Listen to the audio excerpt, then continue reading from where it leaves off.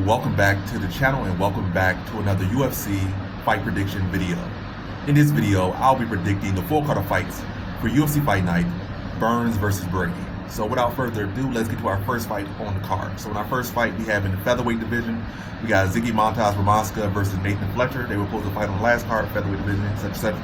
But I forgot who pulled out, it don't really matter. I'm sticking with my original prediction. I'm going like Ramaska, I believe like second round TKO over Fletcher. I'm not really so impressed by anything Fletcher does.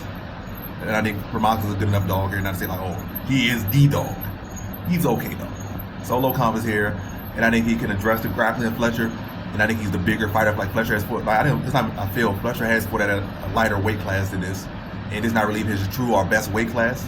It's just because that's where the show was at, so he's at this weight class. I don't think if he wins or loses fight, I don't think he'll stick at this weight class, and I don't think he'll have his best success win or lose if he stick at this weight class. So I think Ramaska's the bigger overall, the bigger fighter. I think that'll play dividends. I think that'll help him in the grappling department. I think he's the bigger, better, more lethal striker. And I think he'll be the stuff Fletcher's takedowns, wear him down with his size, his pressure, break him down, and stop him late in the late second round via TKO. So in this one, I got Ramaska via second round TKO. All right, now to our next one. We got in the middleweight division, we got Andrade Petroski versus Budka. And how do I feel about this one right here? Is I'm going low confidence Petroski to beat Budka. Confidence could be higher, but we're talking about Andrade Petroski here. This guy's not very, very consistent or very trustworthy, but this doesn't seem a matchup like where he's just better. He's bigger, more athletic, heavier hands, better grappling, better wrestling. Budka probably just better cardio, better pacing. We'll see how that play out for him, but it's like, you're not really no finishing artist, you don't have no heavy hands, you're not really a knockout artist, you're not no great striker, you're not no great submission guy. So it seemed like Budka, he could rally, but again, where's the knockout ability? Where's the submission ability? Maybe you're hoping to, do just enough, good enough. Maybe the second round, still the second round, third round, or still around, and then take advantage of the third round. So like, you kind of just banking on something that you don't really got too many avenues. I can see like, I'm a great sub guy. I'm gonna send him late. He's gonna be tired. I'm gonna choke him out, or I'm gonna tremendous takedowns. I'm a striker, and then in the later rounds, he's gonna be tired, shooting weak takedowns. I'm gonna put him against the cage and knock him out. But you're just another cardio wrestler who's smaller, not all that talented. You can win this one for sure, but it's just seeming like Petroski just the better overall fighter, and Budka just seemed like he has very limited paths to victory, or a very limited path to victory, one path. But this is amazing guy, but I think Petroski, again, this has him covered everywhere. And I see Petroski beating him by decision here. So in this one, I have Andrade Petroski via decision. Now to our next fight, we have in the women's strawweight division, we got Jacqueline Amorim versus Vanessa Demopoulous. And how do I feel about this one right here? Is I'm going average confidence, Jacqueline Amorim to beat Vanessa Demopoulous. I just feel like Amorim's bigger, younger, better overall. And I feel like she has learned from that Hughes fight. She's been stopping people early. I still think she'll be able to beat Demopoulous. Also, like Demopoulous is she pushes with the striking. She doesn't really push with her grappling. She has great offensive takedown ability. And also, she's been getting gifted decisions anyway. So it's like she's been doing so much, so great. So, yeah, I think her luck going to run out. And I just think Amorim just picks her apart for 3 rounds and beats her by decision. Yeah, bigger, younger, better striker, better grappler. Just a more technical, more athletic, more gifted fighter. She just can't afford to, just gas herself out. She's got to learn from the Hughes fight, and this should be her fight all day. And I think she wants a pretty clear victory here, and I think that's a decision victory from Jacqueline Amorim. So in this one, I got Jacqueline Amorim via decision. All right, now to our next one. We have in the featherweight division, we got Gabriel Santos versus Yizha. And how do I feel about this one right here? This is in the featherweight division. Going Gabriel Santos, average confidence to beat Yizha. Yizha just seems pretty limited to me. Like, I'm not really impressed with striking. Okay grappling, nothing too spectacular. I think Santos will get to beat him in the striking. I think he'll get to beat him in grappling. Beat him in the spirit. He got way more fights, but at what level does he got those fights? I think Santos' last 2 fights are more than everything. He gained more in those 2 fights than Yizha has gained in his 30 or 29 fights. So yeah, average confidence. Not going too crazy with those ones like, it's a lock or nothing like that. Yizha definitely could pull a rabbit out the hat. And also, it's not like Santos is 2-0 in the UFC. He's 0-2 in the UFC. He fought some very good competition, but 0-2 is a lot different than 2-0. No matter who you fight, you go to for the champion and then the #1 contender and be 0-2. But it's much better to be 2-0. So but I go Gabriel Santos again. I just feel like long. And again, he covers the whole board. He's longer, he's taller, he's bigger, better striker, better grappler, better experience. Not more experience, but better experience, better skills. And I just think he'll be able to break Yizha down over the course of the fight with his striking, then club and sub like late second round, submits Yizha in the second round via submission. So in this one, I got Gabriel Santos via second round submission. Now to our next fight. We have in the flyweight division, we got Andrade Lima versus Felipe Dos Santos. And how do I feel about this one right here? Is I'm going low confidence Andrade Lima to beat Felipe Dos Santos. I feel like two very skilled guys. Felipe Dos Santos, he only got one loss. I can't say they both got luck. I can't say one guy got luck and one guy don't got luck. Lima has only saw victory, so I can say he is luckier. But Dos Santos really should have lost his last fight, but they're like, we're going to give it to him. He had no business losing this guy, but he did just enough that we can still gift him here. The fight that we thought would be like a very easy walkover performance for him, but he struggled and they gifted him a decision. Lima was losing one fight and guy bit him and guy lost the fight and got kicked from the UFC, probably banned from the UFC. And last fight he fought I say a regional level talent on short notice and looked good to start, but kind of dipped off. I mean, like his performance there, so. These guys has been looking super phenomenal. I would say personally the best out of both of them was Felipe Dos Santos in his fight versus Marotte. That was the best either of them have looked. So again, very low confident fight, but I feel like Lima just has more momentum by him. Even though there's some little asterisks on those momentum, like a bite mark and fighting a lower level competition and still struggling. But you can say the same for Dos Santos. He had full low level competition opponent in his last fight, and he struggled and arguably lost, and they gave it to him. But yeah, I think Lima will win here. I think he'll land the heavy shots. He'll be able to press more, probably a little bit cleaner defense. Questionable cardio, but I think he'll be able to eke it out. Just by the hair on his chin, probably make some grappling at times, land a heavy shot. And probably be able to do more. I guess that you could say nothing he has. He is able to dig deep and do what needs to be done. I feel like I haven't seen that from Felipe Dos Santos to win a fight. I see him in competitive fights, a cop, but he was not incapable of doing what needed to be done to, steal the fight. He made it competitive, much more than it should have been, but he didn't do the crucial things to really be able to steal the fight or make it so controversial that he might be able to get like the nod. He didn't do that. But Lima has been able to do it, even if it's a little bit awkward and not the exact way you would typically do it, still decisions or still victories.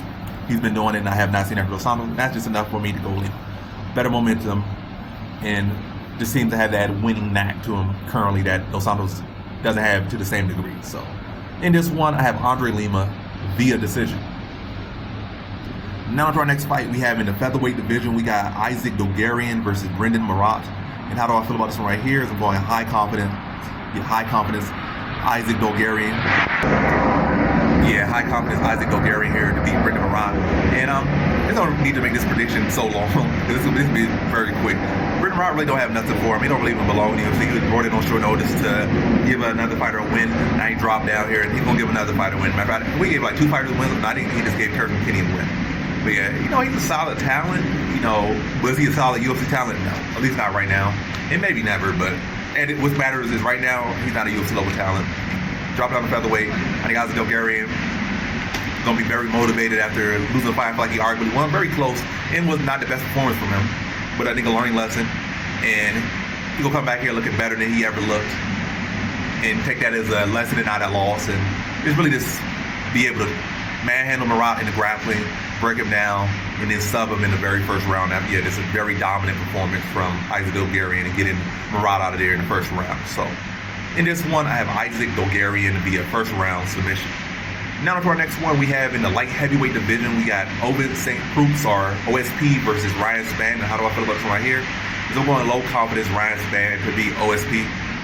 And you can never really be so confident in Ryan Spann, and it's not going to change today or with this pick. And from this point on, definitely probably not going to change. Even if he gets cut from the UFC and he goes to like a weak league, like a regional league, like his local league, fighting in his local Giant or Walmart, I probably put him at average confidence, even if he's fighting like a bum on the street. Well, I'm exaggerating like crazy, but yeah, it's not too far from the truth. But yeah, OSP is live here. He looked pretty rejuvenated in his last fight, but I think Ryan Spann has enough to still beat him. I think OSP's chin, I don't think he just took some drugs or he just rested, recovered, or whatever the case may be, spiritual journey. This is the OSP. He's still over like 40 years old. He just was a guy that didn't really have the power to, really keep him off him. And Ryan Spann does have the power in the size. He has both things to keep OSP honest. I think if you touch OSP's chin, I think OSP not going. Matter of fact, even if you're not somebody with a bad chin, Ryan Spann's able to connect on you. He's going to hurt you bad. I think OSP at this point, I think his chin's still going to be bad. He's locked in more, but his defense ain't so much improved. His chin's not what it used to be. He is getting up there in age. And I think Ryan Spann will have the size, the length, the skill enough and the power to be able to keep OSP honest and be able to line OSP up and touch him on that chin and be able to get him out there in the first round. I'm not saying it's going to be an easy walkover, no, but I do think it's a first round TKO. Probably a fill-out process, probably a lot of awkwardness. They're both just awkward. But once Ryan Spann's able to connect with some good power, I think he's going to be the OSP out. And I feel like OSP, most of his power shots are typically wide and looping. I think Ryan Spann should be able to do well with those wide looping telegraph shots, especially since OSP is not 30 no more, he's 40. So it won't be to the degree it used to be. So we'll be able to see much more telegraph without the youthful athleticism that OSPs have. And be able to find the shorter, longer shot down the middle, the straighter shots, and be able to connect on OSP and put him out in the first round. So in this one, I have Ryan Spann via first round TKO. Now to our next one, we have in the lightweight division, our first fight on the main card, we got Rongzhu or Zurong versus Chris Padilla. And how do I feel about this one right here? Is I'm going with Chris Padilla, low confidence to beat Rongzhu or Zurong or whatever it may be. I'm going to say wrong instead of this. That's what I'm going to say. I'm going wrong. And I feel like Rong has when I look at his record, look at his path, his track record, he does seem like a questionable track record with grapplers, or at least with submissions. The majority of his losses come out of submissions. I feel like Padilla's striking is underrated, and his grappling is definitely very solid. I feel like he can mix up striking, gain respect of Rongzhu, look at level chains, or crack him, then level chains, drag him mad and sub him. But I think it'll be a decent competitive scrap. But I think Padilla's going to be able to mix up better, be the more well-rounded fighter. And again, by mixing up, he's going to be able to have success with the striking, or use his grappling to set up success with striking, use his striking to set up success with his grappling. Once he gets to the ground, he'll be able to have a pretty solid advantage there. I'm not going to say it's going to be immediate. As soon as he gets in the ground, he's going to turn him to butter. I don't think that's going to be a little bit of a fill-on process. But then I think he is able to get some real strong top control, like some good ground and pound, set up a submission, and tap out Rongzhu in the second round. So in this one, I got Chris Padilla via second round submission. All right, now to our next one. We have in the lightweight division, we got Trevor Peek versus Ashmouz. And how do I feel about this one right here? Is I'm going average confidence Ashmouz to beat Trevor Peek. I just feel like Trevor Peek's too sloppy. It works for him, but how long will it work for him? It's not like Ashmouz is some guy with some glass chin or something, or this is terrible fighter. He's a pretty solid fighter in general. And I think the last fight he got injured in the very first round, or the very first 2 minutes, so that had to play into a factor there. I think he's gonna come here in good shape. He's the more well-rounded fighter, he's the more technical fighter. Peek's always live, but it's not like it's not like Ashmouz is some guy who's gonna be so scared of what he's bringing, not like he's a guy that has a glass chin. So I think Ashmouz will be, again, this is a guy who fought against a very competitive fighter, very skilled fighter, with pretty much one arm for 10 minutes of a fight. So this guy is not no quitter, he's not no chump. So he's not being so worried about Trevor Peek's hammer fists and axe fists and stuff. He's gonna be in touch with the shorter shots, mixing the takedowns. And also, again, he don't have to just rely on just striking as well. He can mix in leg kicks, mix in the jab, mix in his own power shots, mix in takedown. So he's not just out there just engaging in a scrappy, just a war. He can do that, but he don't have to do that. If he needs to, he can. But I feel like he won't have to do that too much in this fight. And this will be the more technical, more clean fighter, mix up the martial arts, and be able to beat Peek by decision here. So in this one, I got Ashmouz via decision. Now to our next fight, we have in the flyweight division, we got Matt Schnell versus Cody Durden. And I'm going low confidence Matt Schnell to beat Cody Durden. It's kind of a short notice fight here. Well, it's a short notice, not no kind of, it is a short notice fight. And I still stick with my pick. Somebody gave me some pretty good intel that Cody Durden had basically been preparing for a situation like this. He's been a situation like this. He's been training nonstop. He's I guess just had a feeling, or he just knows the game. Somebody's always gonna get injured. Somebody's always gonna fall out. Waiting on an opportunity to jump in at the right fight. So yeah, he's been staying in shape. So that's could change the narrative. But I'm sticking with my pick here. Will I bet on it? Probably not after hearing this further deal. But also a lot of times, what does it even matter? A lot of times, like people could do this and do that. But at the end of the day, it's the same outcome. I'll probably stay away from it. The odds are so crazy. I'll probably stay away from this one on both sides. But anyway, going to match Schnell, low confidence to beat Cody Durden. This fight, well, on this thing saying flyweight, on this thing saying bantamweight. I'll still stick with flyweight because that's what the page is telling me. It's telling me flyweight on the page, it's not telling me bantamweight. And that was another thing he was saying. He was saying like, oh, this fight's actually a bantamweight, so that's good for Cody Durden, and he's been training the whole time, and blah blah blah. You know, he, like I said, pretty good stuff and obvious. Schnell got a glass chin, but that's also part of my prediction. Like, it's so reliant on Schnell having a glass chin. But it's not like Durden's like some consistent knockout guy. He has okay power, but he's not a consistent not consistent knockout guy. And then you're banking on that. That's how you get caught up a lot of times. And people have got caught up against Schnell at least 2-3 times that were definitely better strikers than Durden. And they got caught up trying to, to cash that glass chin on him, or cash on the glass chin, the Willy Wonka ticket, and it just not cash. And I feel like it's gonna play against him. I feel like returning too soon after, despite him being in training, I feel like he returned too soon after knockout. And I feel like he's strategically, not as strategically as he could be planning his next fight after his first, knockout loss. And I think Schnell took more time off. He's been there, done that, bounced back. And I think he'll be the bounce back here. And he has only lost to guys who, 2 of the 3 guys he lost to recently had 4 for the belt. Another guy was in the top 5 for 5 years. So it's probably still top 10 right now. So he hasn't lost nobody lower than or at the level that Durden is. He has not lost nobody at the level that Durden is. No insult to Durden, but it just is what it is. And I think Schnell will be longer. He'll be the better striker. He'll be able to exploit Durden, trying to land those big shots and work behind the jab. Throw some feints out of footwork, stick and move. And also just probably does some teeth to start to wear down Durden. And I think over the course of the fight, Durden will get frustrated, probably start to shoot ugly shots. Schnell's going to be able to scramble well, or at least probably threaten with some submissions to win the position over Durden. And now they get the 3rd round, he's able to catch him in transition and sub him in the 3rd round. So in this one, I got Matt Schnell via 3rd round submission. Now on to our next fight, we have in the featherweight division, we got Kyle Nelson versus Steve Garcia. And how do I feel about this one? Right here is I'm going Kyle. I'm not going Kyle. I'm going Steve Garcia, low confidence to beat Kyle Nelson. And just like his last fight, I'm not gonna put no great confidence. He won his last fight. It was first round. It happened perfect for him.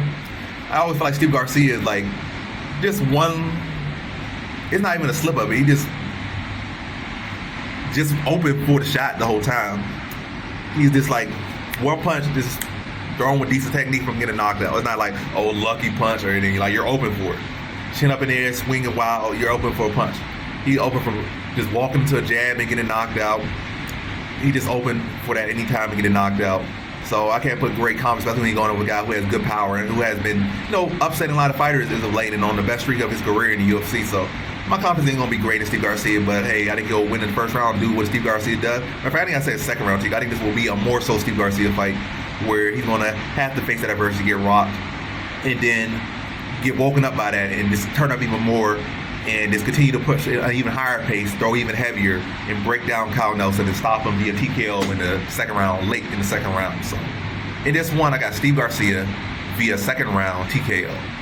Now to our next fight, we have in the women's flyweight division, we got Jessica Andrade versus Natalia Silva. And how do I feel about this one right here? Because I'm going low confidence Natalia Silva to beat Jessica Andrade.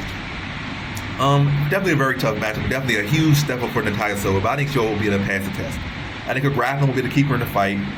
Whether she be able to win the submission match, threaten with submission, potentially finish the fight via submission, or just needed enough to defend some takedowns or threaten with some submissions or hit some sweeps to get Andrade off her. If she tries to go the bully route, which she is a bully. She want to either try to knock you out or both try to pick you up and slam you. But I think her grappling will be able to prevent her from just getting laid on or just getting thrown around. Then the kick game, I think her long length, her speed and quickness will be able to do a good job of addressing the kicks of Andrade, the leg kicks of Andrade. She'll be beating her to the kick and really having Andrade playing player B or responsive to the kicks. And I think her use her length, her speed, her foot movement to stay out of the the red area, the red zone, and be able to just outland Andrade from distance. I think it'll be a good scrappy fight, but I think Silva will use her length, youth, and speed and her Taekwondo background to pallet points, pallet strikes, maintain that distance, and really just build a huge lead.